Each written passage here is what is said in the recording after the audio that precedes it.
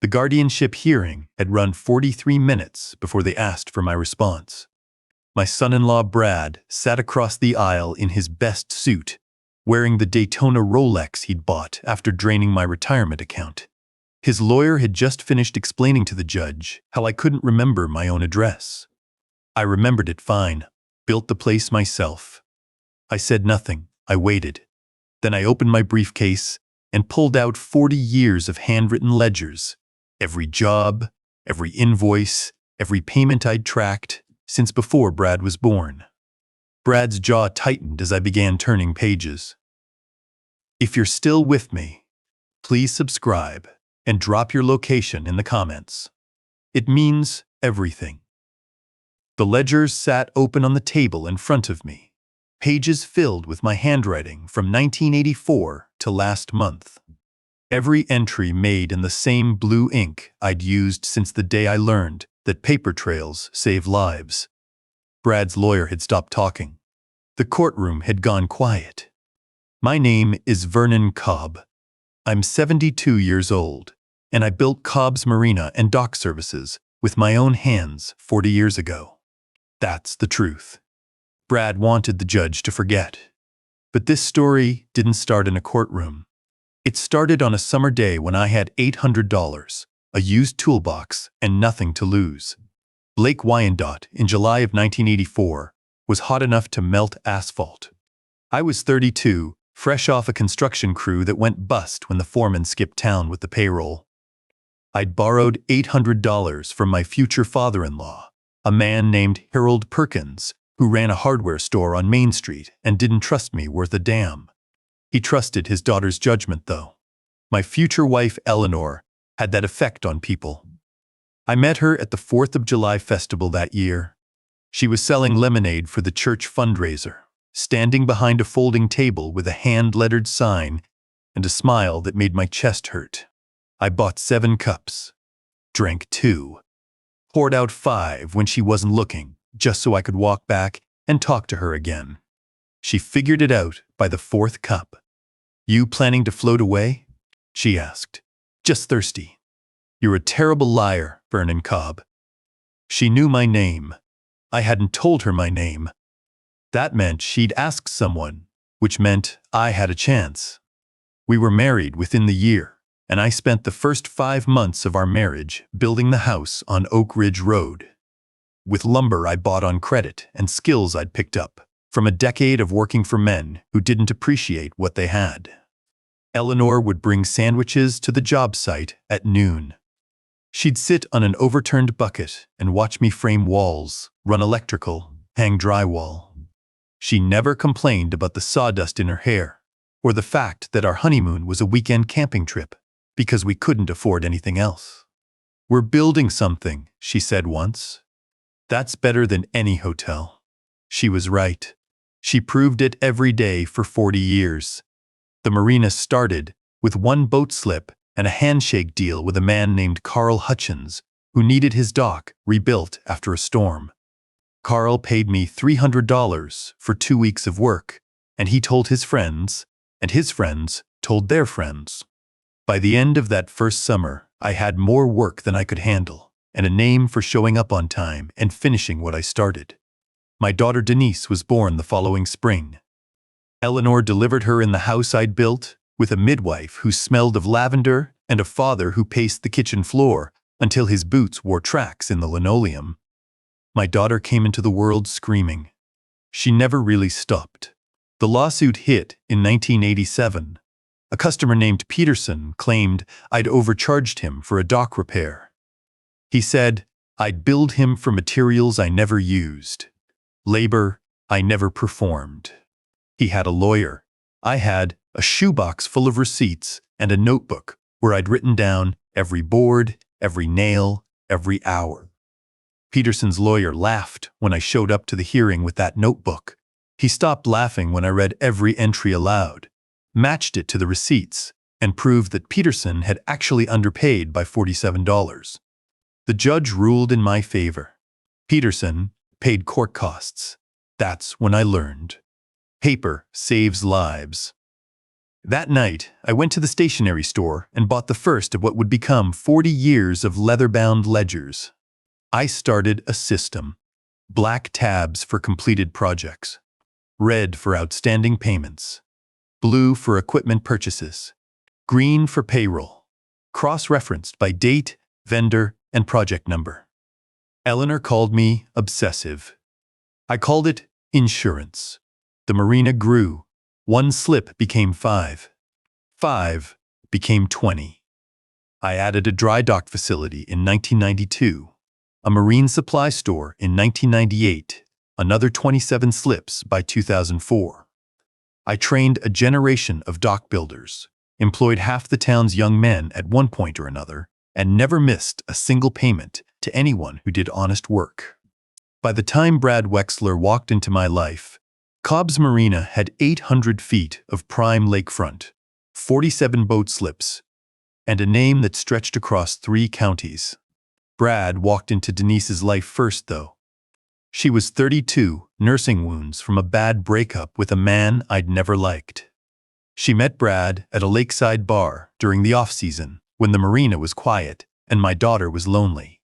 He remembered names, birthdays. He'd send flowers for no reason. Knew how to smile, how to listen, how to make a woman feel like the only person in the room. He sold cell phones for a living, which should have told me everything I needed to know about his relationship with the truth. Denise brought him to Sunday dinner 3 weeks after they met. "This is Brad," she said. "He's wonderful." Eleanor squeezed my hand under the table. A warning. She saw something I didn't want to see. But Denise was happy.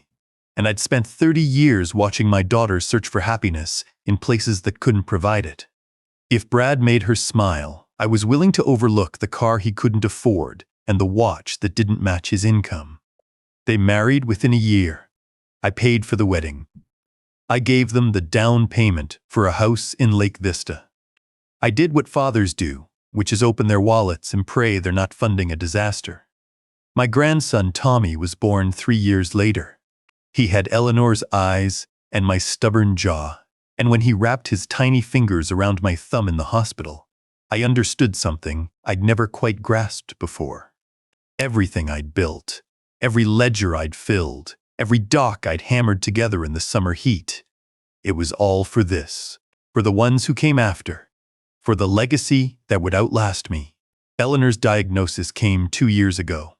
Pancreatic cancer. Stage 4 by the time they found it, spread too far for surgery, too aggressive for hope. The oncologist in Columbus talked around the truth. I heard it anyway. She was dying. She was gone in 4 months. I sold the house on Oak Ridge Road because I couldn't bear the emptiness. 40 years of marriage reduced to boxes in a storage unit and an ache that never went away.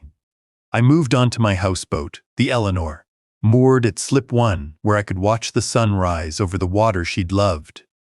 The money from the house, $340,000, went into a credit union account in Mansfield. I told no one about it.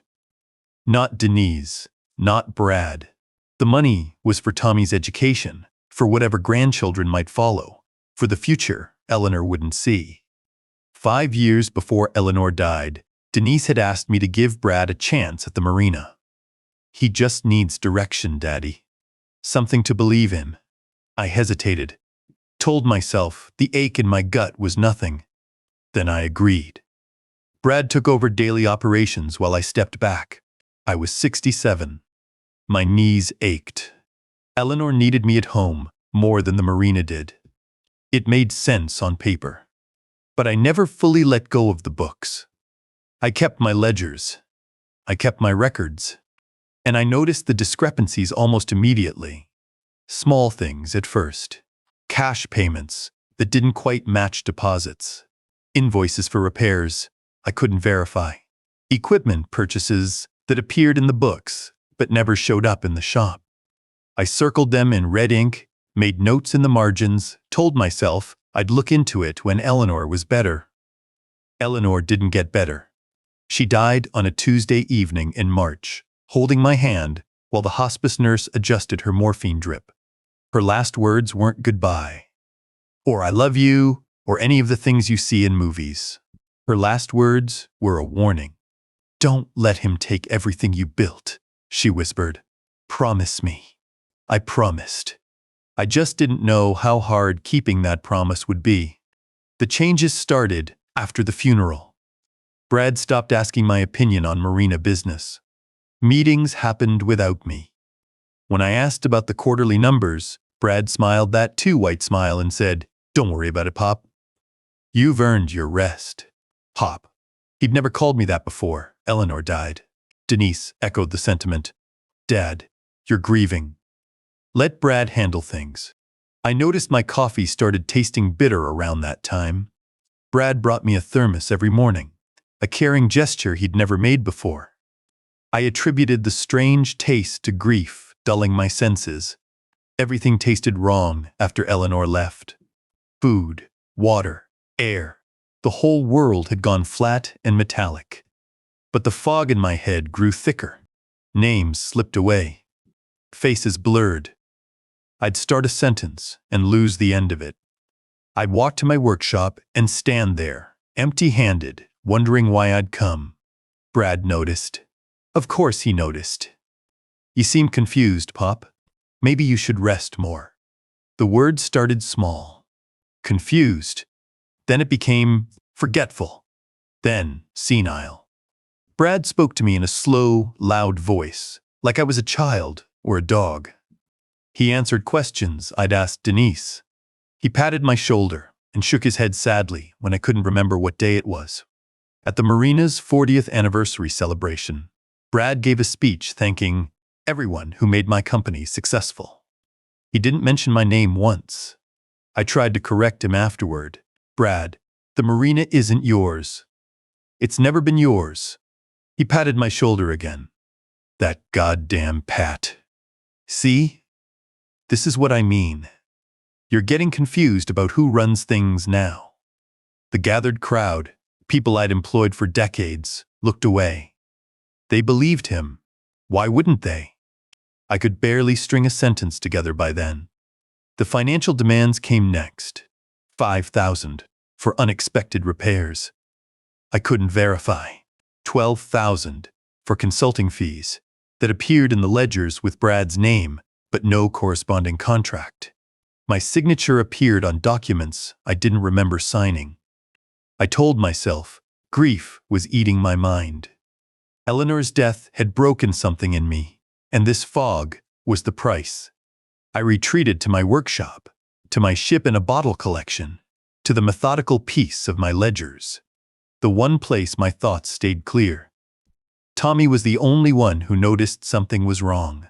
My grandson started biking to the Marina in secret, 3 miles each way, bringing me coffee from the diner instead of the thermos Brad provided.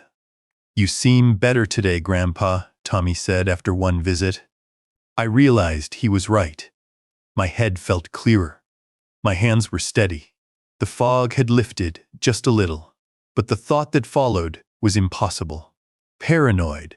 My own son-in-law wouldn't drug my coffee to make me appear senile. That was crazy, wasn't it? Denise rarely visited anymore. When she did, Brad was always present, steering conversations, answering questions directed at me. He gets tired easily, Brad would explain. Best not to overwhelm him. 6 months ago, I overheard Brad on the phone outside my workshop. I'd been working on a new bottle, a replica of the Eleanor, when his voice drifted through the open window. He didn't know I was there. He didn't know the fog had lifted enough for me to hear every word. The deposit's paid. Clearview Memory Center, 40 miles out. Once he's there, we file for full guardianship, liquidate the Marina, and we're set. My hands stopped shaking. Something locked into place. The same feeling I'd had the night before. I fired my first foreman for stealing. I said nothing. I walked back to my bench and picked up the forceps. I continued building my ship in its bottle, tweezers and thread and patience and time. But I started keeping samples of that morning coffee in my workshop freezer. Eleanor was right about Brad. She'd been right from the beginning, and I was going to prove it. The guardianship petition arrived on a Tuesday morning, 3 months after I started keeping coffee samples in my freezer. Brad had Dr. Marcus Webb, a psychiatrist from Columbus I'd met exactly once for 30 minutes, declare me incompetent. The evaluation had taken place during one of my foggiest days, back when I was still drinking whatever Brad put in that thermos. The doctor asked me to count backward from 100 by sevens. I got to 79 before the numbers scattered like leaves in a storm. The petition requested Brad be appointed guardian over my person and estate. The language was clinical, cold, moderate to severe dementia, inability to manage his own affairs, progressive cognitive decline, requiring supervised care. The papers didn't shake. My hands had steadied over weeks of Tommy's diner coffee. The fog had been lifting day by day until my thoughts ran clear as lake water in August. And I understood exactly what my son-in-law was trying to do. I called Mel Abrams, my attorney and fishing buddy for 35 years that afternoon. Mel and I went back to the Reagan years. We'd fished together every spring since 1989. He'd drawn up my business contracts, Eleanor's will, the trust documents that protected the Marina. His office sat above Patterson's bait shop on the waterfront, crowded with fishing memorabilia and case files that hadn't been touched since the Clinton administration. He read the petition while I sat across from his ancient oak desk, watching his face change. "This is pure horseshit," Mel said. "I know. Marcus Webb. I've heard of him." Mel pulled off his wire-rimmed glasses and rubbed his eyes. "He's not exactly known for thorough evaluations. Word is, he's got money troubles." "What kind of troubles?" "Gambling. The man's been seen at the Horseshoe in Cleveland more than his own office." Mel set the papers down and looked at me. "Vernon, this evaluation was conducted during a single 30-minute visit. That's not how these things work. Proper competency assessment takes days, multiple sessions, comprehensive testing." "I know what I am, Mel. I'm not losing my mind." "Then why does this report say otherwise?" I told him about the coffee, about the fog that lifted when Tommy brought me cups from the diner instead of Brad's thermos, about the samples I'd been keeping in my workshop freezer. Mel listened without interrupting. When I finished, he sat back in his chair and stared at the ceiling for a long moment. "You think he's been drugging you. I think he's been making me appear drugged. There's a difference." "Jesus Christ, Vernon." Mel picked up his phone. "I'm calling Judge Patricia Holbrook's clerk right now. She handles guardianship cases in this county, and she doesn't take kindly to elder abuse. We're going to request an independent evaluation." The hearing was scheduled for 3 weeks out. In the meantime, I stopped drinking anything Brad brought me. I ate only food I prepared myself. The fog continued to lift until my thoughts ran clear. Tommy kept visiting. My grandson would bike to the Marina after school, his blue Schwinn with the bent front fender hidden behind the boat shed. He'd knock on the hull of the Eleanor in a pattern we'd worked out together, 3 quick raps followed by 2 slow ones, and I'd know it was safe to let him aboard. "Dad doesn't know I come here," Tommy said during one visit. "He thinks I'm at soccer practice. Your father doesn't need to know everything." Tommy sat on the deck, legs dangling over the water, watching the sun drop toward the tree line. He was 11 years old and sharper than anyone gave him credit for. Eleanor's eyes looked out from his face, the same hazel that had watched me buy 7 cups of lemonade 40 years ago. "Grandpa, something's wrong with Dad," Tommy said. "What do you mean?" "He's nervous all the time, checking his phone, talking to that lawyer when he thinks Mom's not listening." Tommy pulled at a loose thread on his sleeve. "And I saw him again this week. Same thing. Pills into the thermos." I said nothing. I waited.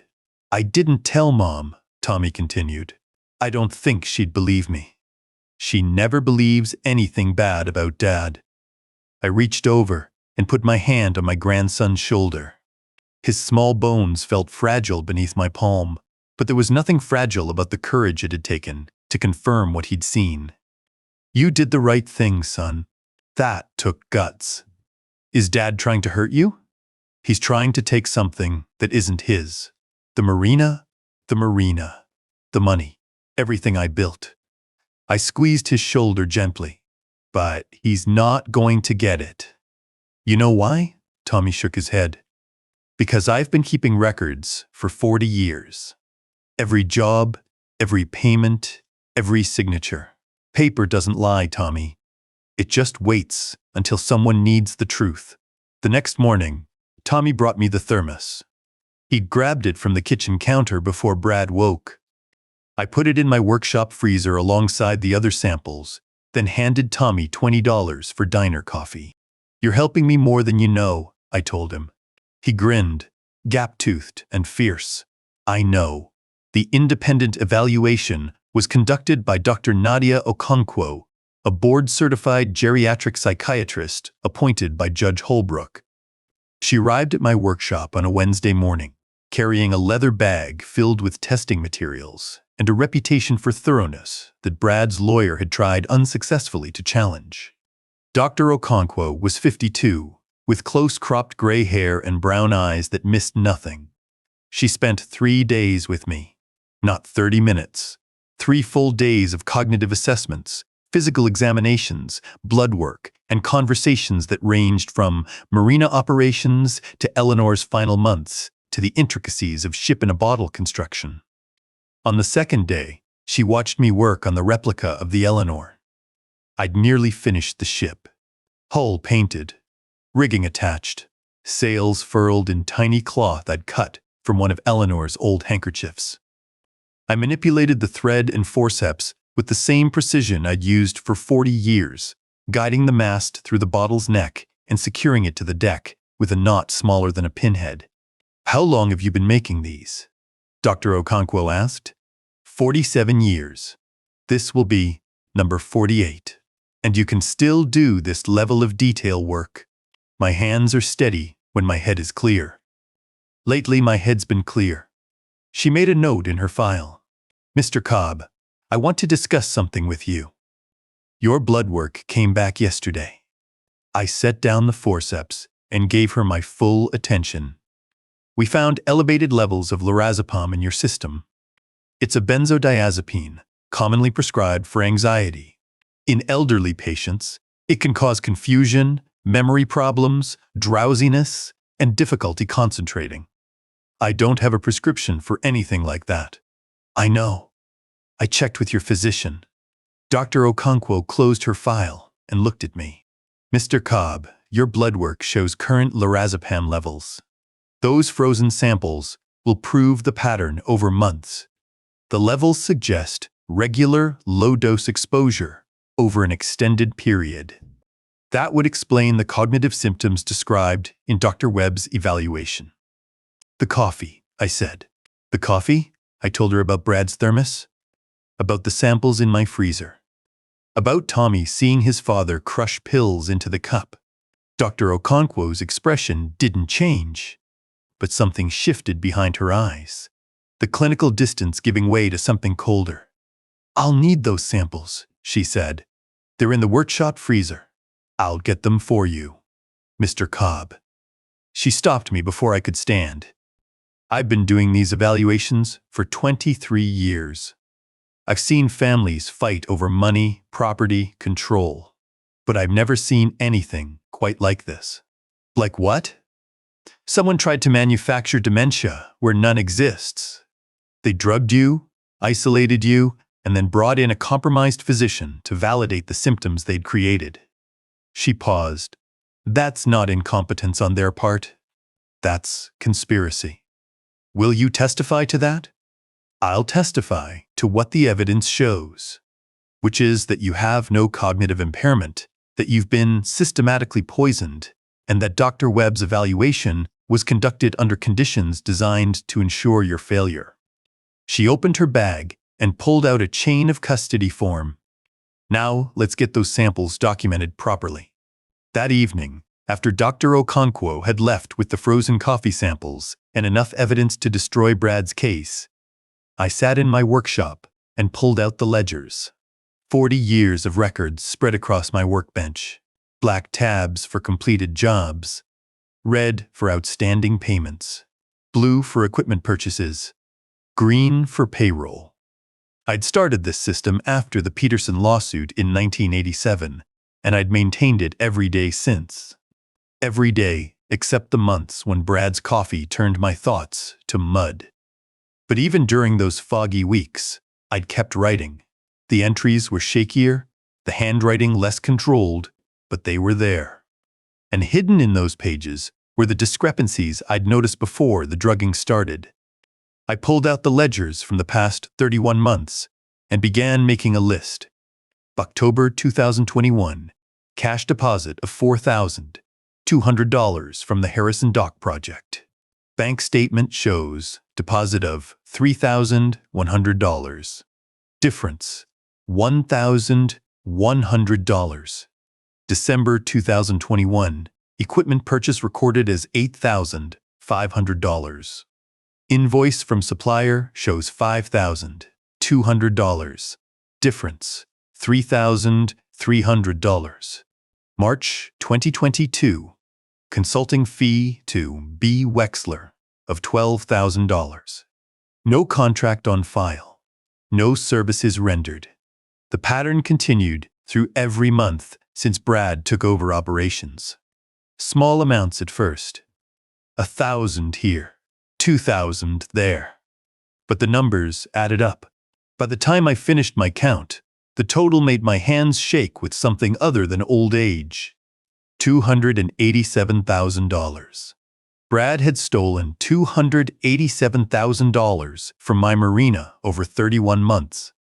I set down my pencil and stared at the figure I'd written. Not quite as much as what I'd gotten from selling the house on Oak Ridge Road, the $340,000 I'd hidden in the Mansfield Credit Union for Tommy's education, but close enough to gut the Marina's operating capital. Brad hadn't just been drugging me. He'd been bleeding the Marina dry while I stumbled through my days, too foggy to notice. I thought about calling Mel right then. It was nearly midnight, but he wouldn't mind. He'd want to know. But something made me wait. Some instinct honed by 40 years of measuring twice and cutting once. I needed more than my ledgers. I needed proof that couldn't be dismissed as the ramblings of a confused old man. I needed the documents Brad had forged. I found them the next morning, hidden in the Marina's filing cabinet behind invoices from 2019, 7 papers bearing my signature. Bank authorizations. Equipment sale agreements. A power of attorney modification that expanded Brad's control over Marina finances. I held the first one up to the light. My name was there, written in blue ink, but the handwriting was wrong. My V has a distinctive loop at the top. It's a holdover from the Catholic school penmanship classes my mother forced me to attend. I'd written that letter the same way for 65 years. The signature on this document had no loop. The C in Cobb didn't connect to the O the way mine always did. The whole thing looked stiff, practiced, like someone copying a signature from a sample rather than writing it from muscle memory. Brad had forged my name 7 times, and he hadn't even bothered to get it right. I photographed each document with the camera Eleanor had given me for our 40th anniversary. Then I put the originals back exactly where I'd found them. Let Brad think his secret was safe. Let him walk into that courtroom believing he'd won. That afternoon, I drove to Mel's office with my ledgers and my photographs and the clarity of a man who finally understood the shape of his enemy. Mel listened to everything. He examined the ledger entries, compared the photographs to samples of my actual signature, and made notes in his cramped handwriting. "We're going to need a forensic accountant," he said when I finished. "Someone who can trace every dollar, document every discrepancy, build a case that'll hold up in court. You have someone in mind?" Mel smiled. The first genuine smile I'd seen from my old friend in months. "I know just the woman." He picked up his phone. "Her name's Rita Esperanza. She's never lost a case where she had access to the primary documents. He paused, finger hovering over the dial pad. Vernon, you understand what we're doing here.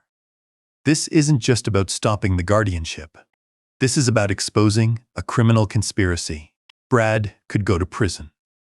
I know, and Denise. She's been part of this, whether she realized it or not. Your daughter might lose her husband. I thought about my daughter. About the woman who'd brought Brad into our lives and insisted I give him a chance. About the mother of my grandchildren who'd stood by while her husband drugged her father and stole his life's work. Denise made her choices, I said. I'm making mine.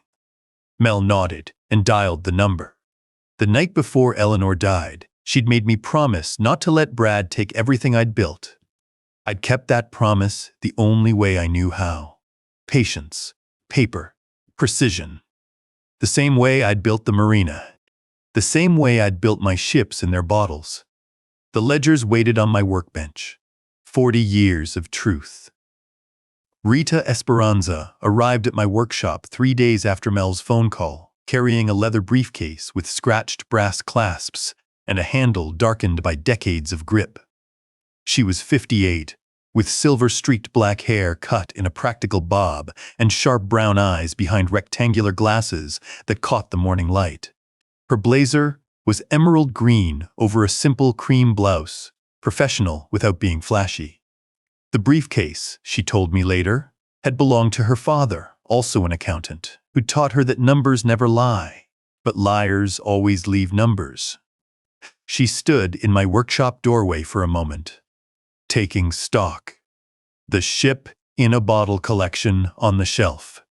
The organized chaos of my workbench. The 40 years of ledgers stacked in neat rows by decade. Her fingers tapped against her thigh. Rapid, counting something only she could see. Mr. Cobb, she said, Fortune 500 companies have worse documentation than this. Most people call it obsessive. Most people don't understand the value of evidence. She set her briefcase on my workbench and popped the clasps. Mel sent me your photographs. The forged signatures. The discrepancies you've documented. She pulled out a yellow legal pad, covered in her own neat handwriting. Your son-in-law made a serious mistake. Which one? He thought you were senile. Stopped being careful. Rita's brown eyes met mine. That's always how they get caught. The arrogance. They start believing their own story. I gestured to the chair I'd pulled over from the corner. Coffee? From the diner, not the Thermos. Something shifted in her expression. Mel had told her about the drugging. I'd appreciate that. I poured 2 cups from the pot. The morning sun was just clearing the tree line, throwing long shadows across the water. The Eleanor rocked at her mooring, and for a moment, I could almost hear my wife humming in the galley the way she used to on Sunday mornings. Rita took the coffee and cradled it in both hands. Her fingers never stopped moving, even at rest. Walk me through the system, she said. I started with the Peterson lawsuit in 1987. The shoebox of receipts, the judge's verdict. The lesson I'd learned about paper trails and the difference between what men say and what men do. Black tabs for completed projects, I explained, pulling down a ledger from 1995. Red for outstanding payments. Blue for equipment purchases. Green for payroll. Every entry cross, referenced by date, vendor name, and project number. Rita turned pages. Her finger traced columns, stopped, moved on. Stopped again. She studied specific entries with the same focus I gave to threading, rigging through a bottle's neck. These handwritten notes in the margins, she said. What are they? Clarifications. If something seemed off, I'd note why. If a payment came in late, I'd record the reason. If a vendor changed their pricing, I'd document the conversation. You have 40 years of this. 41, as of last month. Rita closed the ledger and looked at me. Mr. Cobb, I've been doing this for 32 years. I've testified in over 40 cases, I've seen corporate fraud at the Fortune 500 level, small business embezzlement that destroyed families, Ponzi schemes that ruined retirement accounts. She paused. I've never seen primary documentation this complete. Eleanor called me paranoid. Your wife was wrong. Rita set down the ledger and pulled her legal pad closer. Now, let's talk about what Mr. Wexler has been doing to your Marina. We worked for 2 weeks. Rita arrived every morning at 8 and left after dark. She brought her own lunch, tuna sandwiches on whole wheat and apple slices in a plastic container.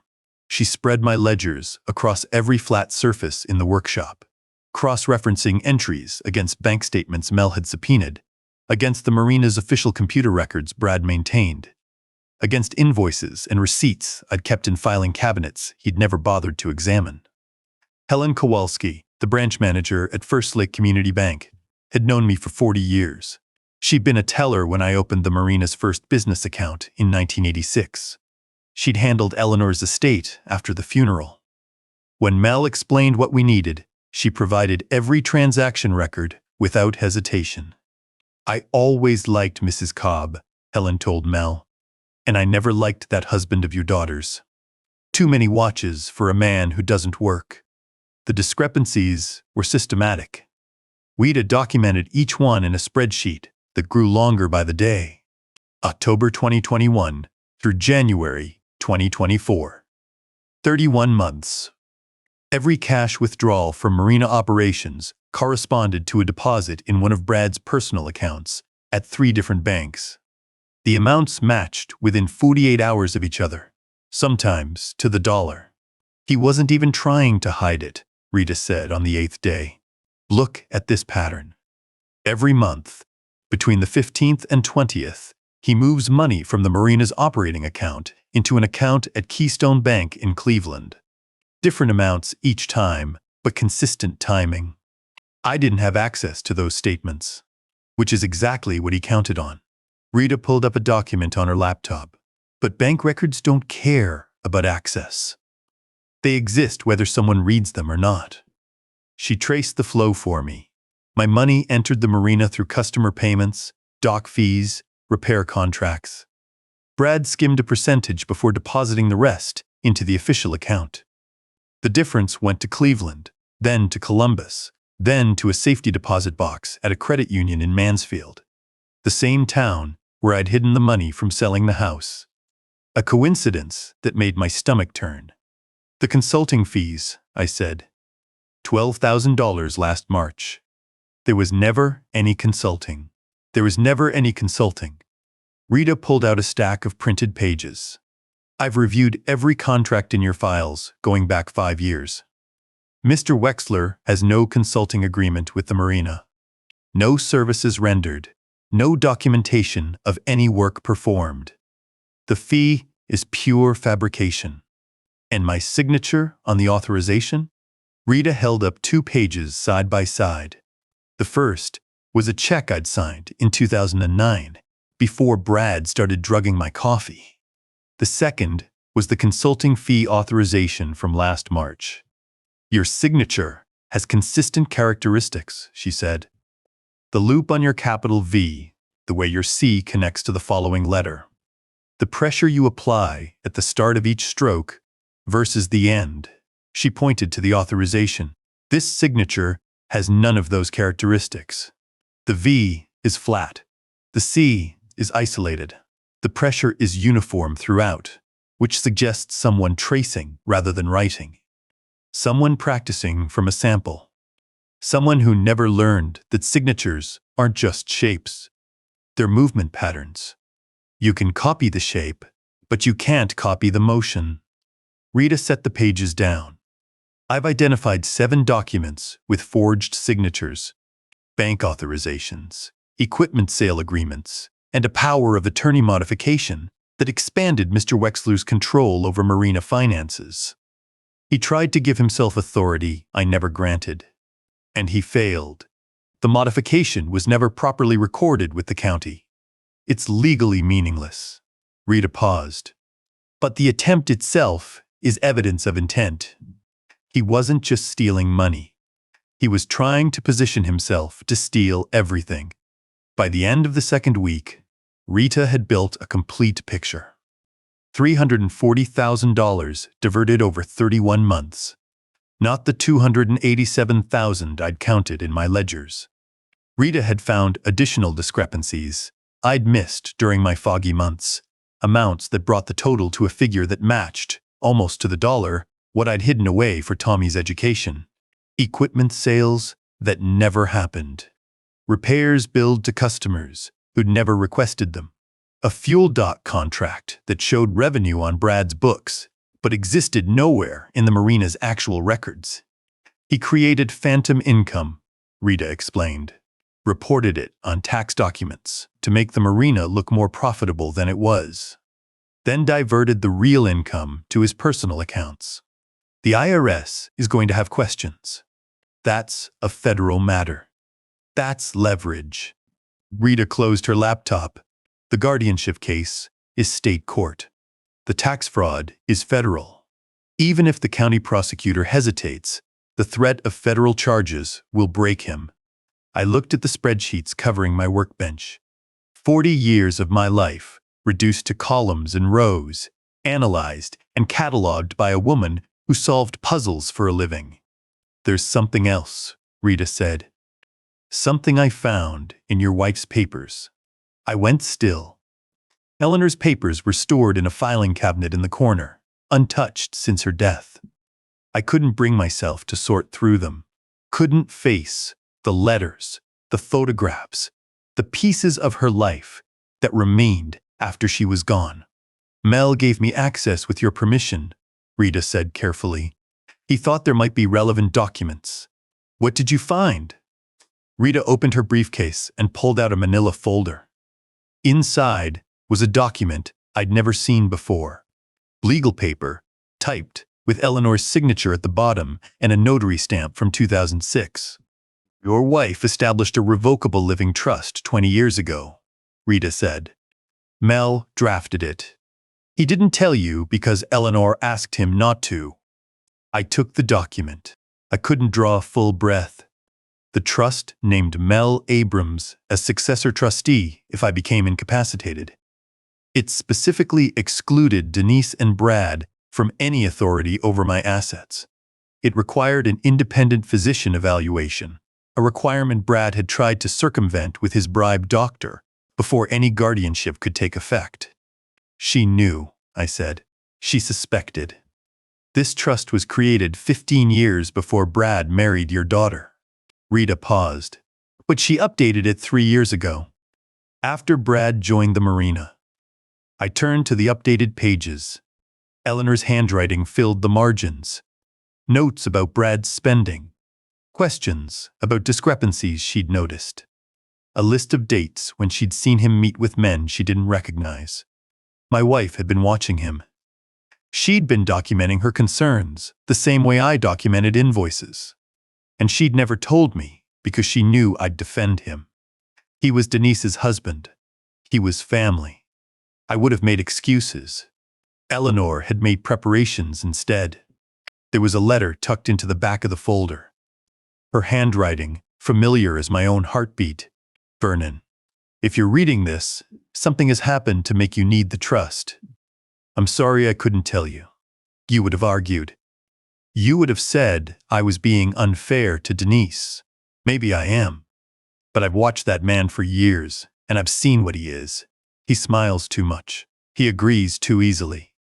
He wants too badly. Protect yourself, my love. Protect the grandchildren. I never trusted him. I love you. I read the letter 3 times. Eleanor's voice came through every word. The practicality that had balanced my idealism. The caution that had tempered my generosity. The wisdom that had seen Brad clearly when I'd been blind. There's one more thing, Rita said. In the same folder. She handed me a life insurance policy. $500,000. Purchased in 2008 with premiums from a household account I'd never known existed. Eleanor had been paying into it for 16 years. I was the sole beneficiary, with specific language preventing the proceeds from being considered marital property of our daughter's marriage. She set this up when Denise was 29, Rita said. Before Brad. Before the wedding. Before any of this happened. She was protecting me from a threat that didn't exist yet. She was protecting you from any threat that might exist. Rita's voice was quiet. Your wife was a careful woman, Mr. Cobb. She loved you enough to plan for the worst while hoping for the best. I held the letter. Read it again. A third time. The workshop was silent except for the creak of the Eleanor at her mooring.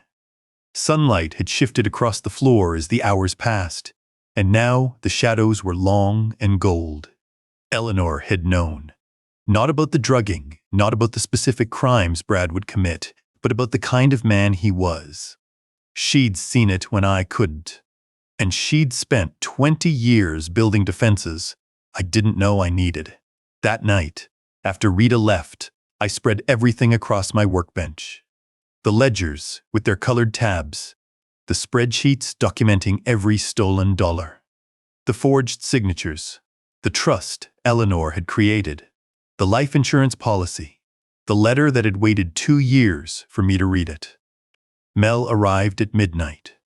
He'd been working late at his office, preparing the legal strategy we'd need for the hearing. He brought 2 cups of coffee from the all-night diner and a folder of his own documents. Rita's forensic report is complete, he said. $340,000 in embezzlement. 7 forged documents. Evidence of poisoning consistent with benzodiazepine administration. And now Eleanor's trust, which proves premeditation on Brad's part. He tried to circumvent requirements that were in place before he ever married Denise. Which means he knew about the trust, or suspected it. Mel set down his coffee. Vernon, we need to talk about strategy. Talk. The countersuit is ready. Fraud, elder abuse, forgery, administering controlled substances without consent. Criminal charges will follow the civil case. The Lake County Prosecutor's Elder Abuse Unit is already interested. And Denise? Mel was quiet for a moment. She's not named in any of the filings, but she'll be deposed. She'll have to answer questions about what she knew and when she knew it. She's my daughter. She's also the wife of a man who drugged her father and stole hundreds of thousands of dollars from him. Mel's voice was gentle but firm. I know you want to protect her. But she made choices, Vernon. She believed Brad over you. She stood by while he isolated you from your grandchildren. She echoed his lies about your mental decline. I touched Eleanor's letter. The paper was soft from handling, worn at the edges where I'd folded and unfolded it a dozen times. Eleanor would want me to be fair. Eleanor would want you to survive. Mel picked up the trust document. She spent 20 years planning for this moment. She named me as successor trustee, specifically because she knew Denise might not be strong enough to stand against Brad. Your wife loved your daughter, but she loved you more. The words hurt, but they were true. Eleanor had always been the clear-eyed one in our marriage. I built things with my hands. She saw things with her heart. When do we tell Brad? I asked. Mel's face changed. Lines softened around his eyes. I hadn't seen that look since before Eleanor's diagnosis. At the hearing, he said. In front of the judge, his lawyer, and everyone who believed his lies. I looked at the evidence spread across my workbench. 40 years of records. 340,000 stolen dollars. 7 forged signatures. Months of drugging. A wife who'd seen the danger before I could. A grandson who'd risked his father's anger to bring me clean coffee. Brad thought I was senile. He thought he'd won. He thought the guardianship hearing would be a formality, a rubber stamp on his theft. He was wrong. I picked up the replica of the Eleanor from my workbench. The ship was nearly complete now. Hull painted, rigging attached, sails furled in cloth, cut from one of Eleanor's handkerchiefs. I'd finish it before the hearing. A reminder, of what I was fighting for. "We have everything," I said. "The embezzlement, the drugging, the forged signatures, the bribed doctor, the premeditated guardianship fraud." Mel nodded. Rita's exact words. She said Mr. Wexler's pattern is not coincidental. It is systematic theft and assault. I placed Eleanor's letter back in its folder, then looked at the life insurance policy and the trust documents she'd prepared 2 decades ago. My wife had planned for this. She'd spent 20 years building walls around what we'd built together. Now it was time to use them. Rita Esperanza spread her findings across my workbench on a Thursday morning. The papers covered every inch of available surface, spilling onto the floor safe's hidden panel, across the chair where Eleanor used to sit and watch me work. 31 months of theft. $340,000. 7 forged signatures. 1 bribed doctor. 1 drugged father-in-law. Rita had organized everything into sections. Financial discrepancies in blue folders. Forged documents in red. Medical evidence in green. Supporting testimony in yellow. The color coding reminded me of my own ledger system. "Walk me through it again," I said. Rita pulled a chair close to the workbench and sat. Her fingers tapped against her thigh, that constant rhythm I'd grown accustomed to over the past 2 weeks. The money trail first. Every dollar has a path. Brad's mistake was assuming you were too far gone to trace it. She pulled the blue folder closer and opened it to the first page. A spreadsheet filled the paper. Columns of numbers that represented 40 years of my life, reduced to debits and credits. October 2021, the Harrison Dock Project. Your ledger shows a cash payment of $4,200. The bank deposit that day was $3,100. Rita pointed to the corresponding entry. $1,100 diverted on the first transaction I can trace. I noticed that one, circled it in red. Told myself I'd look into it when Eleanor was better. Rita nodded. The pattern continues every month. Cash payments from customers deposited at reduced amounts. The difference transferred to Brad's account at Keystone Bank in Cleveland within 48 hours. She turned pages. Each one documented another theft. Equipment sales that generated phantom invoices. Repair contracts billed at inflated rates, with the overage skimmed before deposit. Fuel dock revenue that appeared in Brad's records, but never reached the Marina's actual accounts. Here's where it gets sophisticated. She pulled out a separate spreadsheet, this one showing 3 columns of account numbers. Brad didn't keep everything in one place.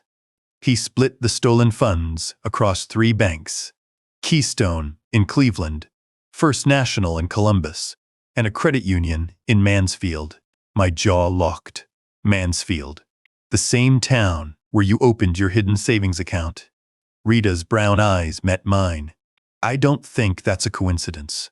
Brad may have been watching your financial moves more closely than you realized. Eleanor warned me about him. 20 years ago. Your wife was observant. Rita pulled out Eleanor's trust document. She established protections you didn't know you needed. Successor trustee provisions. Independent evaluation requirements. Specific exclusions for Brad from any authority over your assets. I touched the paper. Eleanor's signature at the bottom, familiar as my own heartbeat. The consulting fees, I said. Show me that part. Rita flipped to a new section. March 2023. Brad created an invoice for $12,000 in consulting services rendered to Cobb's Marina. The invoice lists B. Wexler Consulting as the vendor, with an address that matches Brad's home office. There was never any consulting. There was never any consulting company. I searched every business registration database in Ohio. No entity called B. Wexler Consulting exists. No tax ID. No articles of incorporation. No professional licensing. Rita set the invoice down. He fabricated a company, billed your Marina for services that never happened, and authorized the payment with your forged signature. She pulled out the signature comparison she'd prepared for the hearing. 2 documents, side by side. The first was a check I'd written in 2019, before Brad started drugging my coffee. The second was the consulting fee authorization. Your signature has consistent biomechanical characteristics. The loop on your capital V comes from a specific wrist rotation you learned in Catholic school penmanship. Your C connects to the following letter because you don't lift the pen between strokes. The pressure pattern is heavier at the start of each letter, lighter at the end. She pointed to the forged document. This signature has none of those characteristics. The V is flat. The C is isolated. The pressure is uniform throughout, which indicates tracing rather than natural writing. Someone copied the shape of your signature without understanding the motion that creates it. He practiced from samples and failed. The forgery is obvious to anyone who knows what to look for. Rita set the documents aside. I've identified 7 forged signatures in total. Bank authorizations, equipment sale agreements, and a power of attorney modification that would have expanded Brad's control over Marina finances. Would have? The county clerk never recorded the modification. Brad's power grab existed only on paper he'd forged, but the attempt itself demonstrates intent. He wasn't satisfied with stealing money. He wanted legal authority over everything you own. I looked at the stack of evidence. 2 weeks of Rita's work, building on 4 decades of my records. Every stolen dollar documented. Every forged signature exposed. Every lie cataloged and cross-referenced. Tell me about the drugging. Rita's clinical distance vanished. What replaced it looked like a prosecutor's focus. The toxicology report from Dr. Okonkwo's evaluation shows elevated levels of lorazepam in your blood. That's a benzodiazepine sedative, commonly prescribed for anxiety. In elderly patients, it causes confusion, memory problems, drowsiness, and difficulty concentrating. The symptoms Brad described to the court. Symptoms he manufactured. Rita pulled out the lab report. The levels in your blood suggest regular low-dose administration over an extended period. Enough to cause cognitive impairment without obvious overdose symptoms. Enough to make a sharp man appear senile. She pulled out a second report. The coffee samples from your freezer tested positive for lorazepam. Same compound, same concentration profile. Brad was crushing pills into your morning thermos. The bitter taste you noticed wasn't grief dulling your senses. It was medication you never consented to take. Tommy saw him do it. Your grandson's testimony will be crucial. Rita set the lab reports aside.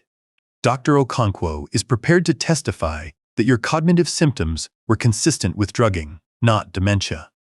She'll also testify that your current cognitive function is above average for your age group. No memory impairment, no confusion, no decline. What about Webb, the psychiatrist Brad used for the original evaluation? Rita pulled out a new folder. Dr. Marcus Webb has a gambling problem. Specifically, he has a $28,000 debt to your son-in-law. I sat back. Brad was paying his debts. Brad was holding his debts. The money wasn't forgiven. It was leverage. Rita spread financial records across the workbench. I traced the connection through bank records. Brad made several large payments to Webb over the past 2 years. Each payment corresponds to a period when Webb provided favorable testimony in guardianship cases. Not just yours, 3 others in the past 18 months. Webb's been rubber-stamping competency evaluations for anyone who pays him. He's been manufacturing diagnoses to order. The Ohio Medical Board is already investigating, based on a complaint Mel filed last week. Webb's medical license will be suspended before your hearing. His testimony will be worthless. I looked at the financial records. $28,000. That was the price of a man's integrity. The price of a fraudulent diagnosis that would have stripped me of everything I'd built. There's one more thing. Rita pulled out a final document from her briefcase. I found this when I was tracing the Clearview Memory Center deposit. I took the paper.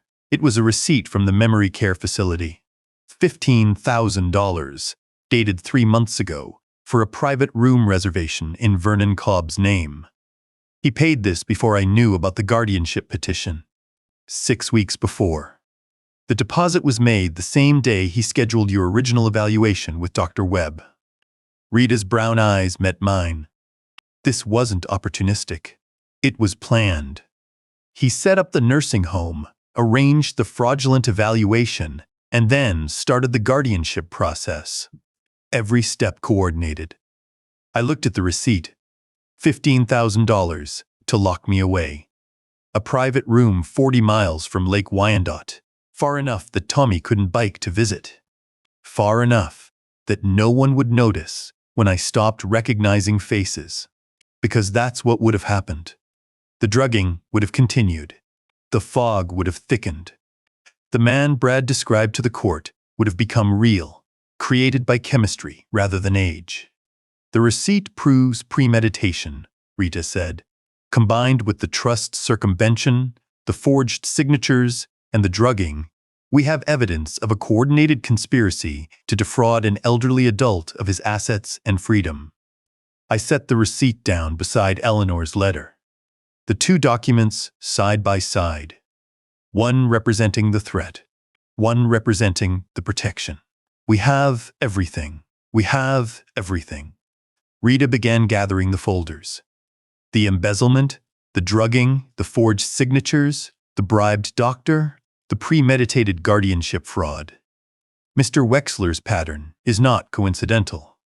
It is systematic theft and assault. I helped her organize the evidence into Mel's worn leather briefcase. Blue folders first, then red, then green, then yellow. Each section labeled, cross-referenced, documented. Since 1984, I'd kept records. 2 weeks of Rita's analysis had turned them into weapons. Paper doesn't lie. It just waits until someone needs the truth. Saturday, I said. Saturday. Rita closed the briefcase and secured the clasps. Mel will present the response to the guardianship petition first. Then the countersuit. Then the criminal referral. By the time we're done, Brad won't know what hit him. I thought about my son-in-law sitting across that courtroom in his best suit, wearing the Rolex he'd bought with stolen money, confident the hearing was a formality. He thought I was senile. He thought he'd won. He thought the guardianship petition would be a rubber stamp on his theft. He was wrong. I picked up the replica of the Eleanor from my workbench. The ship was finished now. Hull painted in the same blue as my wife's eyes. Rigging attached with thread so fine it caught the light like spider silk. Sails furled in cloth I'd cut from one of her handkerchiefs, the one with the embroidered flowers she'd carried at our wedding. I'd label it tomorrow. The Eleanor, 2024. 48th in the collection. The last one I'd billed before the hearing. Rita gathered her coat and briefcase. Get some rest, Mr. Cobb. You'll need your strength Saturday. I've been resting for 2 years, waiting for this moment. She paused at the workshop door. Your wife would be proud of you. My wife would be proud of her planning. I set the ship in its bottle on the shelf beside the others. I'm just following through. After Rita left, I sat alone in the workshop as the sun dropped toward the tree line. The evidence was organized. The case was ready. The hearing was 2 days away. I touched Eleanor's ring through my collar. I'd worn it on a chain since the funeral. The metal was warm from my skin.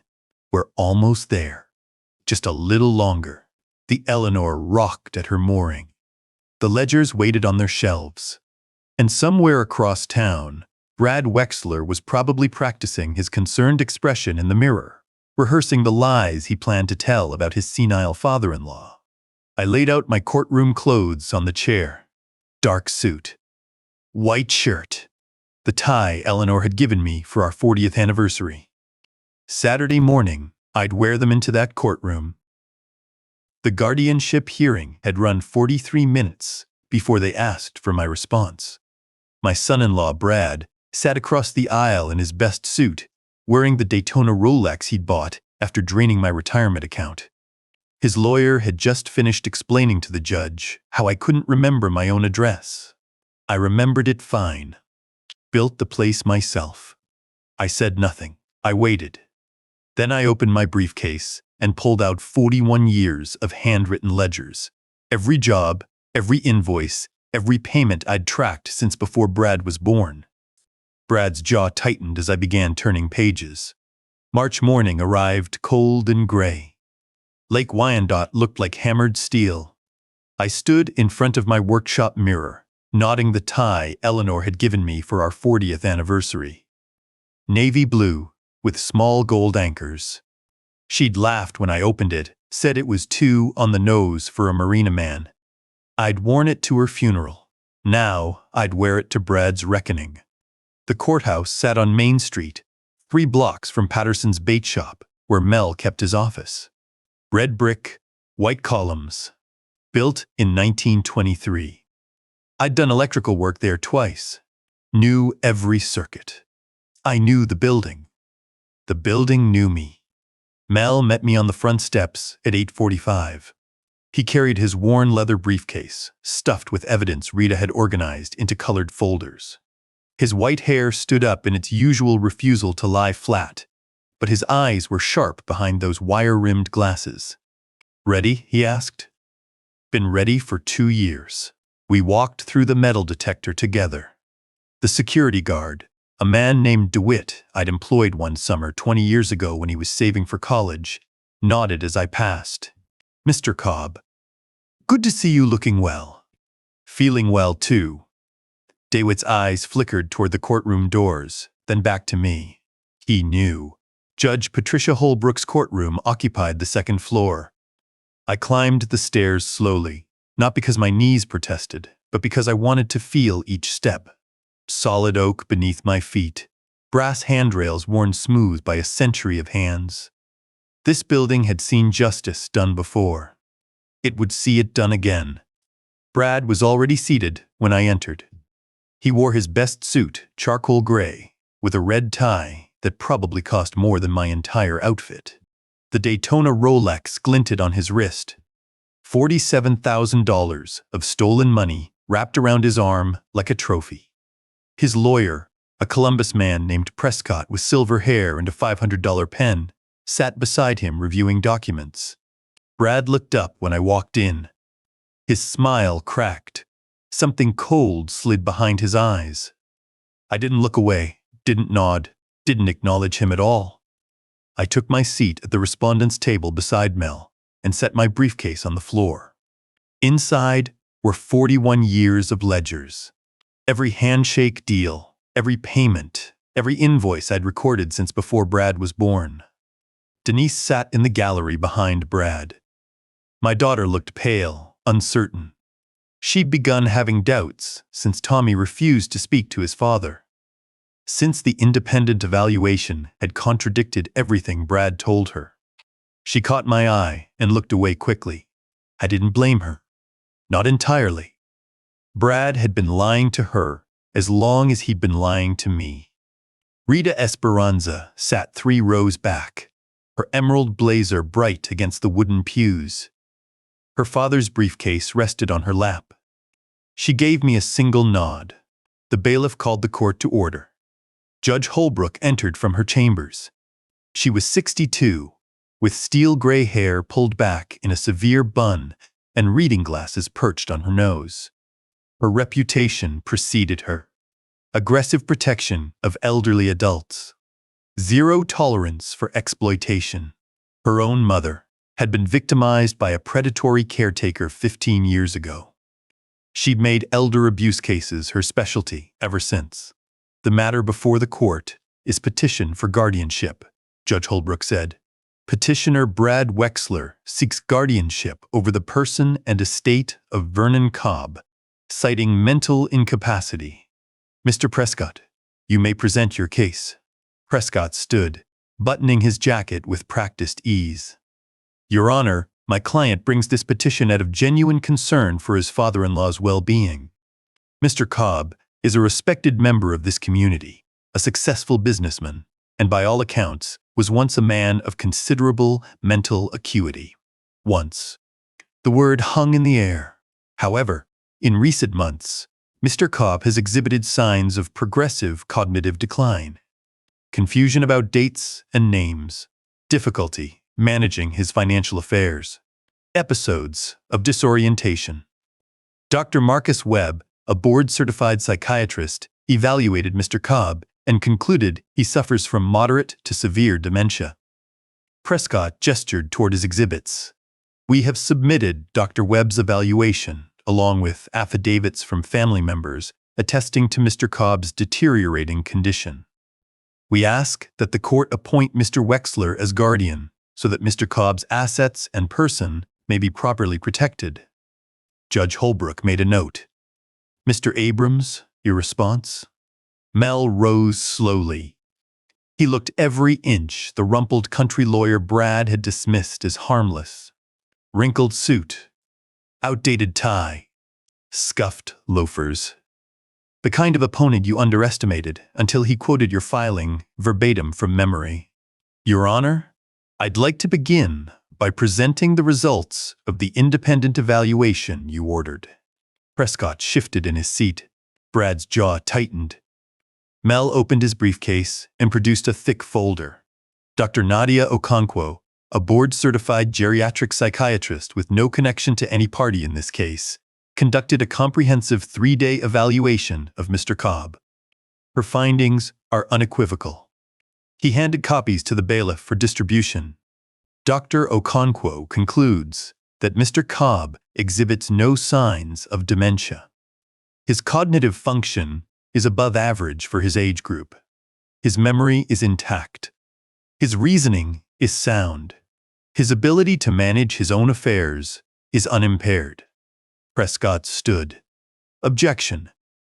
Dr. Webb's evaluation, Mel's voice sharpened, was conducted during a single 30-minute visit, while Mr. Cobb was under the influence of benzodiazepines that were being administered to him without his knowledge or consent. No one moved. Even the clerk's pen stopped. Brad's face went the color of old concrete. Your Honor, Mel continued, Dr. Okonkwo's evaluation included blood work and toxicology screening. The results show elevated levels of lorazepam in Mr. Cobb's system. Lorazepam is a sedative that causes confusion, memory problems, and cognitive impairment in elderly patients. He produced another document. We also have toxicology results from coffee samples Mr. Cobb preserved over several months. The same compound was found in those samples. Someone has been drugging Mr. Cobb's morning coffee to manufacture the appearance of dementia.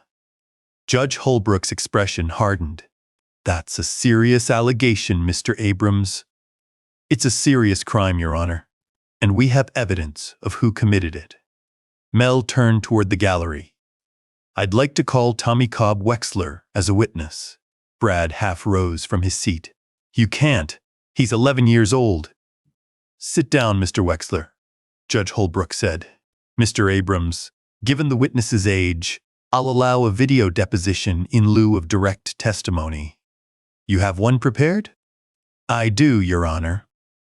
The bailiff wheeled in a television cart. Mel inserted a USB drive.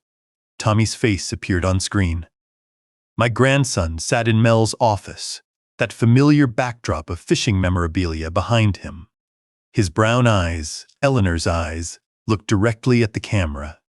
State your name for the record, Mel's voice said off-screen. Thomas Michael Cobb Wexler. Tommy. How old are you, Tommy? 11. And what is your relationship to Vernon Cobb? He's my grandpa. Tommy, I need to ask you about something you saw.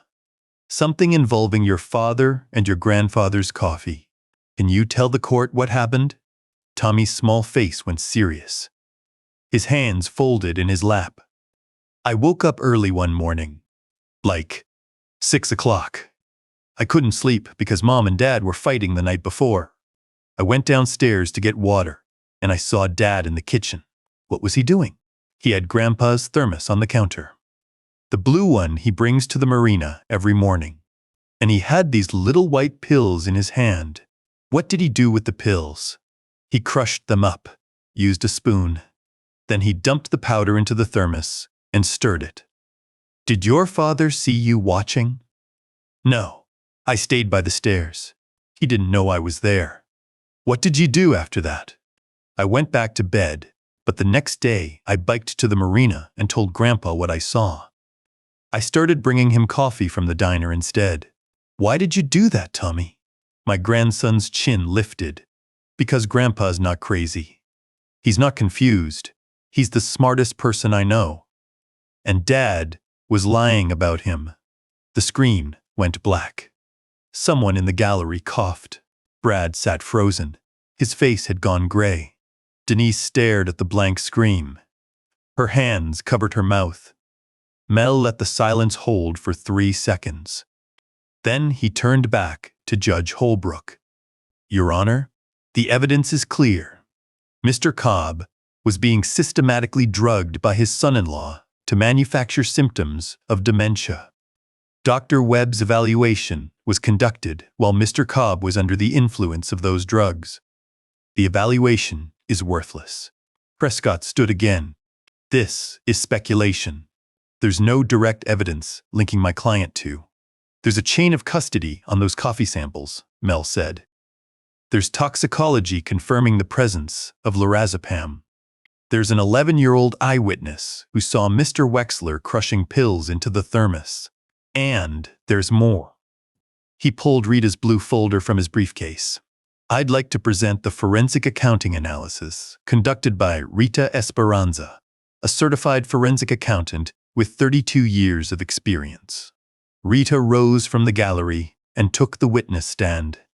She was sworn in, stated her qualifications, and accepted the folder Mel handed her. Ms. Esperanza, what did your analysis reveal? Rita opened the folder. Her jaw set. Her fingers stopped their constant rhythm. Over a period of 31 months, from October 2021 through April 2024, approximately $340,000 was diverted from Cobb's Marina operations into personal accounts controlled by Brad Wexler.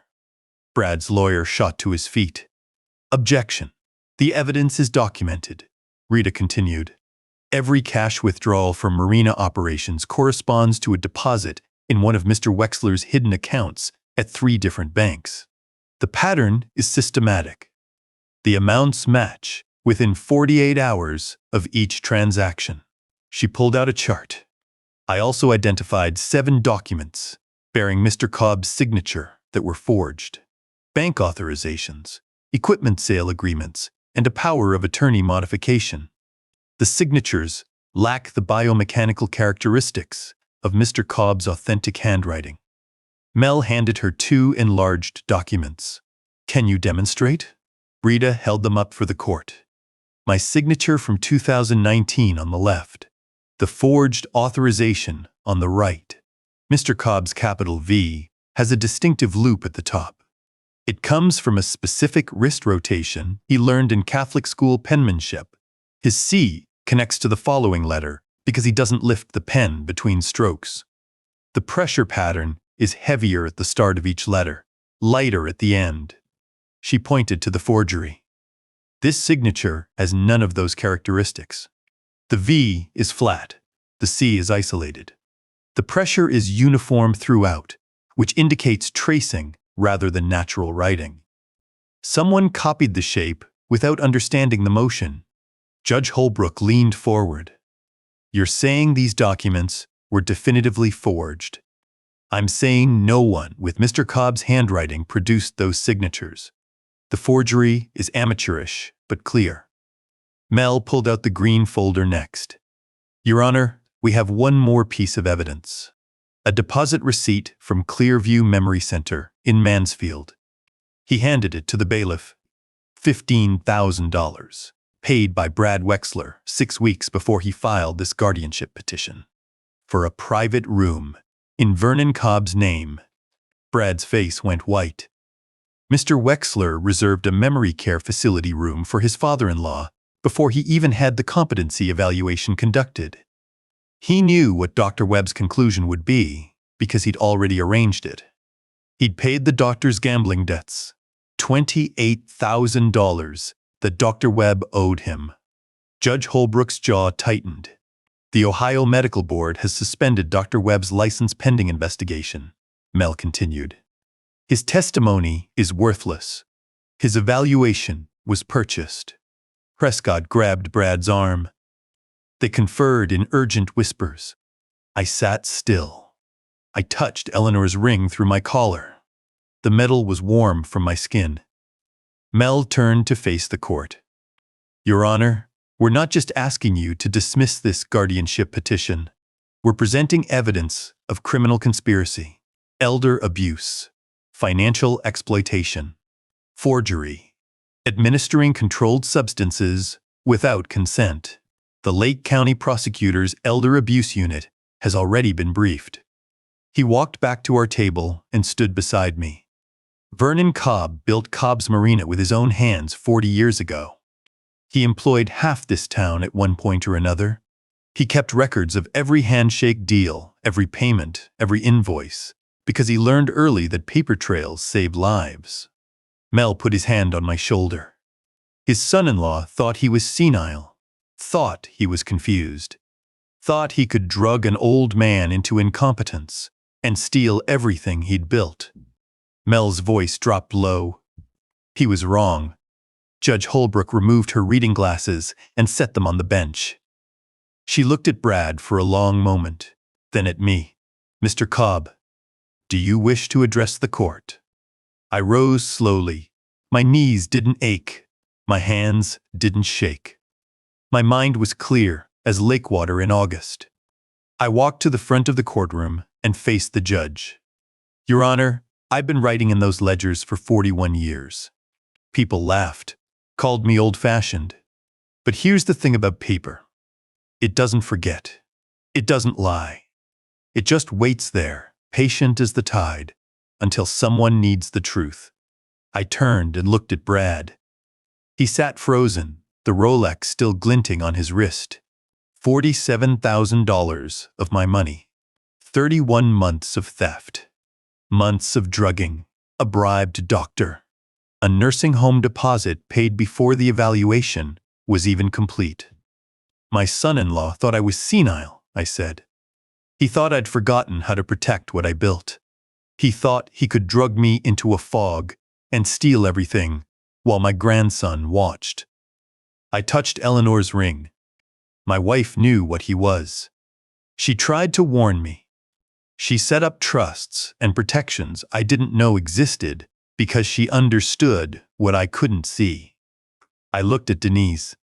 My daughter's face was wet with tears. She died believing I was dying too, believing the lies Brad told her about my mind. I turned back to Brad.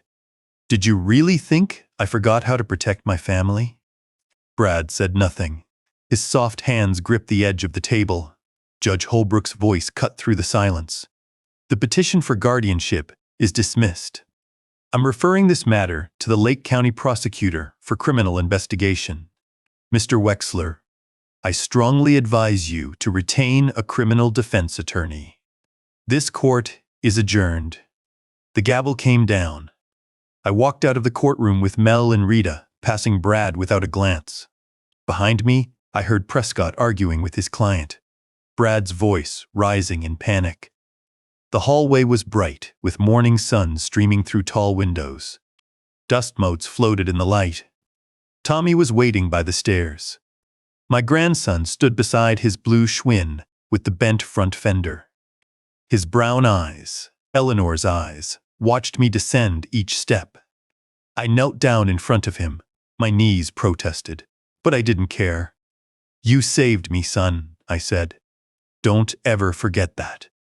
Tommy threw his arms around my neck. His small body shook against mine, warm and real. I knew you weren't crazy, Grandpa. I knew it. I know you did. We held each other in that courthouse hallway while the morning sun warmed our backs. 40 years of work, 2 years of grief, months of fog and fear and doubt. Over now, patient as the tide. That's what Eleanor used to say about me. She was right. The Lake County prosecutor filed criminal charges 10 days after the hearing. I was in my workshop when Mel called. The morning sun slanted through the windows, catching dust motes in the air. I'd been working on a new ship in a bottle, a replica of the first dock boat I'd ever owned, trying to keep my hands busy while the legal machinery ground forward. Elder abuse, Mel said. His voice came through fast, consonants clipped short. Financial exploitation, third-degree felony, forgery, felonious assault for the drugging. Felonious assault. The word sat heavy in my chest. I'd known it was coming. Rita had explained the charges during our final meeting at her office, but hearing it now, confirmed, made it real in a way the courtroom hadn't. When? I asked. This afternoon, Lake County Sheriff's Office is coordinating with Prescott for a voluntary surrender. Mel paused. Unless Brad runs. He won't run. He's too arrogant. Maybe. Mel's voice shifted, slower now. You should know something else. Denise called me this morning. She's moved out, took the kids to a friend's house. She's not speaking to Brad. I set down my forceps. The ship, in a bottle, waited, half finished, mast not yet threaded through the neck. Eleanor's handkerchief lay beside it, waiting to become sails. How is she? Shattered. Mel exhaled. But she believes you now. She said she should have seen it sooner. Should have listened. I touched Eleanor's ring through my collar. My wife had tried to warn me about Brad for years. I'd defended him because he was family, because Denise loved him, because I wanted to believe the best. Denise had done the same thing. She'd defended Brad because he was her husband, because she'd built a life with him, because admitting the truth meant admitting she'd been wrong about everything. I understood. I didn't forgive it, not yet, but I understood. Tell her I'll be here if she needs me, I said. I will. Mel cleared his throat. One more thing. The arrest is happening at the Marina. Brad's lawyer tried to negotiate a private surrender, but the prosecutor wanted it public. Something about sending a message. Public. At the Marina you built. In front of employees who've known you for 40 years. Mel paused. The sheriff's office thought it was fitting. I hung up and sat in the workshop for a long time. The sun moved across the floor. The Eleanor rocked at her mooring. Somewhere in Lake Wyandotte, my son-in-law was about to learn what happened when you tried to steal from someone who kept records. The arrest happened at 2:15 in the afternoon. I wasn't there. Mel had advised against it, said my presence might complicate things, might give Brad's lawyer ammunition for an emotional distress claim. I stayed in my workshop, listening to the police scanner I'd kept since the Marina's early days when I needed to track weather advisories. The scanner crackled with codes and call signs. Then a voice I recognized. Deputy Martinez, who'd been coming to the Marina since he was a teenager learning to fish. Suspect in custody. No resistance. I closed my eyes. Brad Wexler, the man who drugged me, stolen from me, tried to lock me away in a memory care facility 40 miles from everyone I loved, was in handcuffs. At the Marina I'd built with my own hands. In front of people who'd watched me lay the first dock posts 40 years ago. The scanner kept crackling. Transport en route. Booking at county. I picked up my forceps and went back to work on the ship. The bail hearing happened 2 days later. Brad's lawyer argued for reasonable bail, cited his ties to the community, his family responsibilities, his lack of prior criminal record. The prosecutor, a woman named Sarah Chen, with steel gray hair and glasses that made her look like a librarian, responded with 3 words. Flight risk, Your Honor.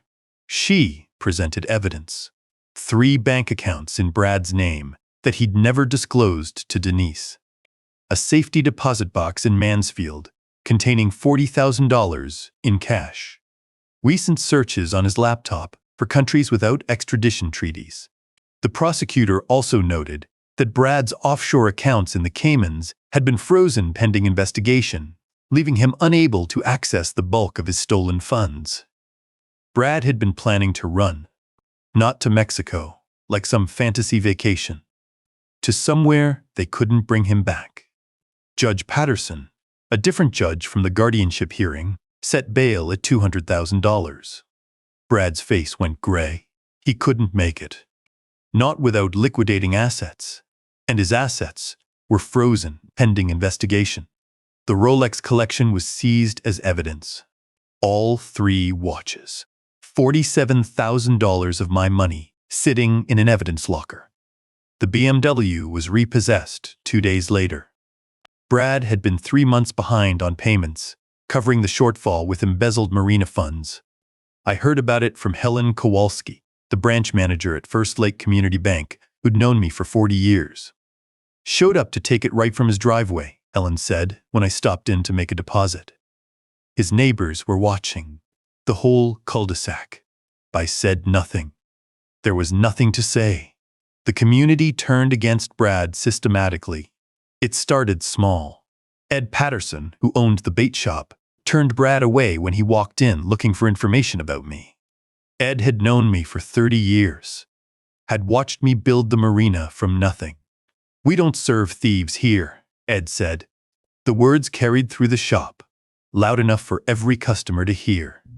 The harbor master revoked Brad's dock access the same week. Technical violation of the lease agreement, he explained. Something about unauthorized commercial activity. Everyone knew the real reason. The Lake Wyandotte Business Association, the organization I'd helped found in 1991, issued a statement condemning financial exploitation of elderly members. They didn't name Brad specifically. They didn't have to. Former employees came forward. Men I'd trained. Men who'd learned their trade at my side. Men who'd gone on to start their own businesses. They provided statements to the prosecutor, specific incidents they'd witnessed. Brad's condescending treatment. His dismissal of my expertise. The way he'd spoken to me at the 40th anniversary celebration. Everyone who made my company successful. Those words haunted him now. Dr. Marcus Webb's medical license was suspended within days of the hearing. The Ohio Medical Board found evidence of multiple fraudulent evaluations. Not just mine, 3 other guardianship cases in the past 18 months where Webb had provided testimony that contradicted independent assessments. 3 other families who'd nearly lost their loved ones to predators. Mel's complaint, filed before the hearing, had triggered an investigation that uncovered the full scope of Webb's corruption. The gambling debts were the key. $28,000 Brad had held over Webb's head. Pay for the diagnosis, or I call your markers due. Webb faced his own charges. Medical fraud, conspiracy. His gambling addiction became front-page news in the Columbus papers. Rita called me when the suspension was announced. "His testimony is worthless now," she said. "Any case he testified in is being reviewed. Families are filing appeals. Because of what we found. Because of what you documented." Rita's voice carried something I hadn't heard from her before. Warmth. "Mr. Cobb, your ledgers didn't just save you. They exposed a pattern. Webb had been selling diagnoses to anyone who paid. You stopped him." I hung up and sat with that knowledge for a long time. My obsessive record-keeping. My 41 years of ledgers. The system everyone called paranoid. It had exposed a criminal network. Saved other families. Stopped other Brads. Paper saves lives. I'd learned that in 1987. I just hadn't known how many. The trial happened 6 months later. Brad's public defender, a young man named Garrett, who'd been assigned after Prescott dropped the case, tried to argue diminished capacity. Gambling addiction had impaired Brad's judgment. He hadn't been thinking clearly. He needed treatment, not punishment. Judge Holbrook wasn't impressed. Mr. Wexler demonstrated considerable judgment in planning this scheme, she said from the bench. The deposit to Clearview Memory Center was made 6 weeks before the guardianship petition was filed. The drugging was systematic. The embezzlement was methodical. This was not impulsive behavior. This was premeditated theft and assault. Rita testified for 3 hours. She walked the jury through every dollar, every forged signature, every discrepancy between my ledgers and Brad's records. The pattern is not coincidental, she said. It is systematic theft and assault. Tommy testified via video link. My grandson's small face filled the screen, his brown eyes steady as he described what he'd seen.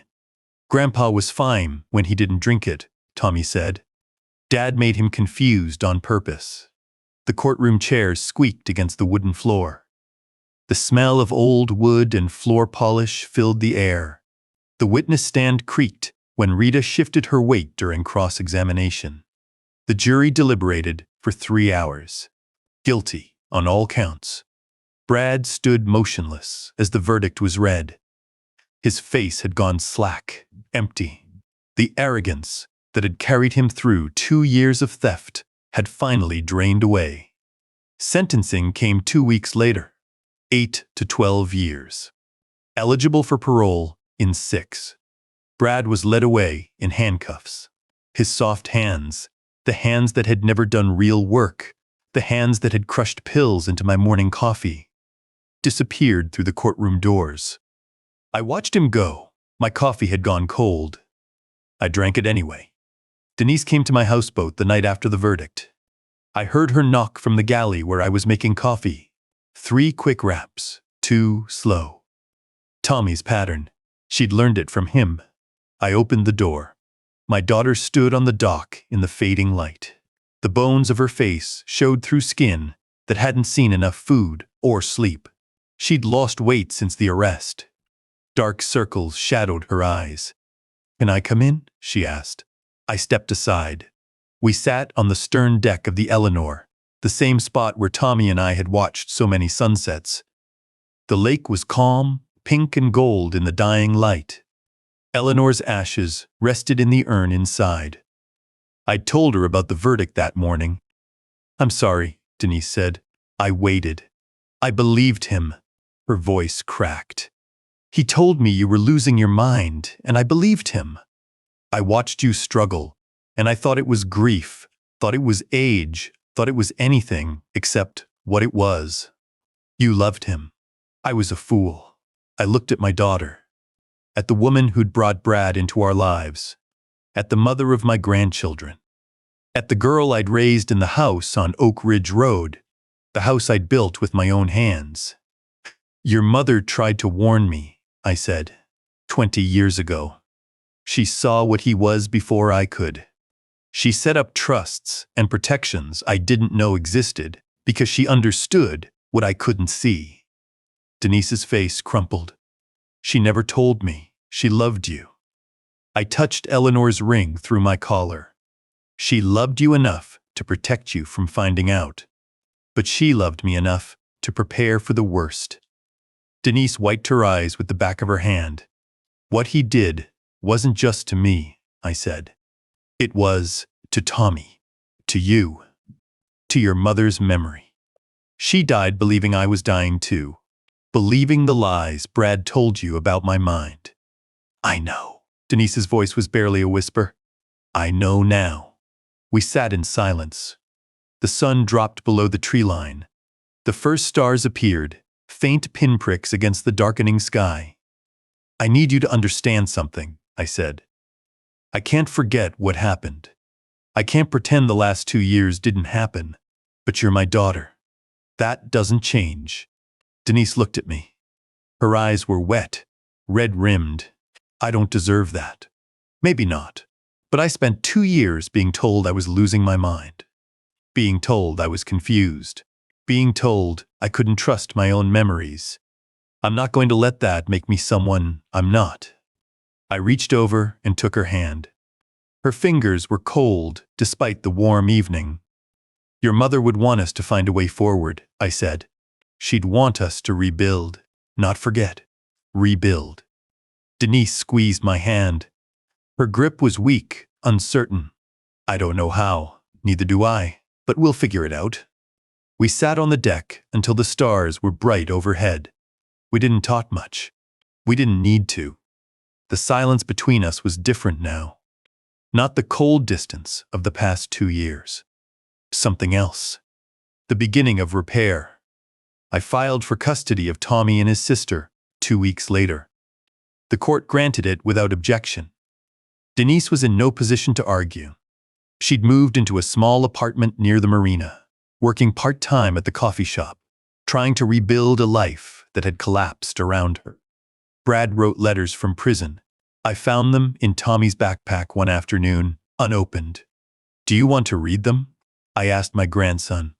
No. I didn't press. Tommy would decide for himself, when he was ready, what kind of relationship he wanted with his father. I wouldn't force him either way. The Marina returned to profitability within 3 months. I hired Sarah Chen, a young woman from the business school in Columbus, who'd interned at a shipping company in Cleveland. She was 28, sharp-eyed, with the same analytical thoroughness Rita had shown. I watched her fingers tap against her thigh when she studied numbers, the same unconscious rhythm. I showed her my ledger system on her first day. Black tabs for completed projects, I explained. Red for outstanding payments, blue for equipment purchases, green for payroll. Sarah studied the system for a long moment. Fortune 500 companies have worse documentation than this, she said. I smiled.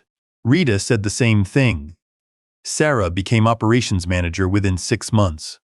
I mentored her the way I'd once hoped to mentor Brad. The difference was, Sarah earned it. She showed up early, stayed late, asked questions, learned. She didn't expect anything to be handed to her. The Lake Wyandotte Business Association held a dinner in my honor that fall. They gave me a plaque. Something about lifetime achievement and community service. I accepted it with my usual economy of words. I built something here, I said. Someone tried to take it. They failed. Now we keep building. People I'd known for decades stood. Ed Patterson whistled through his teeth. Helen Kowalski wiped her eyes. I touched Eleanor's ring and wished she could have been there. Later that night, I sat in my workshop with the completed replica of the Eleanor. The ship floated in its bottle, sails furled in cloth cut from her wedding handkerchief. I'd labeled it that afternoon, the Eleanor, 2024, 48th in the collection. I placed it on the shelf beside the others. 41 years of ships, 41 years of ledgers, 41 years of building something worth protecting. Brad had thought I was senile. He'd thought I'd forgotten how to fight. He'd thought he could drug an old man into incompetence and steal everything, while his wife looked the other way. He was wrong. I turned off the workshop lights and walked back to the Eleanor. The lake was calm, silver under the moon. Somewhere across town, Brad Wexler was sleeping in a prison cell, facing 8 more years of consequences. I climbed aboard my houseboat and made coffee, real coffee, from the diner. Then I sat on the stern deck and watched the stars, patient as the tide. If my story resonates with you, tap like and comment a rating from 1 to 10. Explain your score. I read them all. 1 year later, I sat on the stern deck of the Eleanor with Tommy beside me, watching the water catch the last light of afternoon. My grandson held a half-finished fishing fly in his small fingers, concentrating on the wrap pattern I'd taught him. Same technique Mel had shown me 30 years ago, back when we were both young enough to think we knew everything. The Marina buzzed behind us. Summer business. Boats coming and going. Sarah Chen's voice carried from the office, walking someone through dock rental rates. "Grandpa, you're not watching." I turned back to Tommy. His brown eyes, Eleanor's eyes, studied me with that serious expression he'd inherited from somewhere. Not from Brad. Certainly not from me. "I'm watching. Show me." He pulled the thread tight, securing the hackle feather to the hook. The wrap pattern wandered slightly, but he'd kept the tension even. Good instincts. He'd get better with practice. Like that? Like that. I took the fly from his fingers and examined it. Good tension. Clean wrap. This'll catch walleye. Tommy grinned. That gap-toothed smile had been filling in over the past year. He was getting taller by the month. Can we test it tomorrow? Dawn. I'll wake you. He nodded and picked up another hook. Started the process again. His hands moved with increasing confidence. I watched the sunset paint the water gold and pink. The same colors Eleanor had loved. The same view we'd shared for 40 years. Her ashes rested in the urn inside. I'd talked to her that morning, the way I did most mornings now. He's doing well, I'd told her. Strong. You'd be proud. The Marina had changed in the past year. Sarah had modernized the booking system, brought in new customers from Columbus and Cleveland. Revenue was up 15%. But the bones of the place remained the same. The docks I'd built. The workshop where I'd kept my records. The system that had saved everything. Grandpa? Tommy set down his fly-tying materials. Do you think I should start keeping records too? I considered the question. He'd asked about my system before, in different ways. Each time, I gave him a piece of the answer. Couldn't hurt. I touched Eleanor's ring through my collar, the metal warm from my skin. Paper doesn't forget. And sometimes, when everyone thinks you're finished, the truth is all you need. Tommy nodded. He understood more than most boys his age. He'd seen things no child should see. Is that why Dad couldn't beat you? Your father made choices. I kept my voice level. He thought shortcuts would get him where he wanted to go. They got him somewhere else instead. Tommy was quiet for a moment. Prison. Prison. Do you hate him? I looked at my grandson, at the boy who'd risked his father's anger to bring me clean coffee, who'd testified against his own blood to protect mine. I hate what he did, I said. I hate that he hurt people I love. But hate takes energy, Tommy. Energy I'd rather spend on other things. Like fishing flies? I smiled. Like fishing flies. Like this Marina. Like you. Tommy picked up his materials again, returned to work.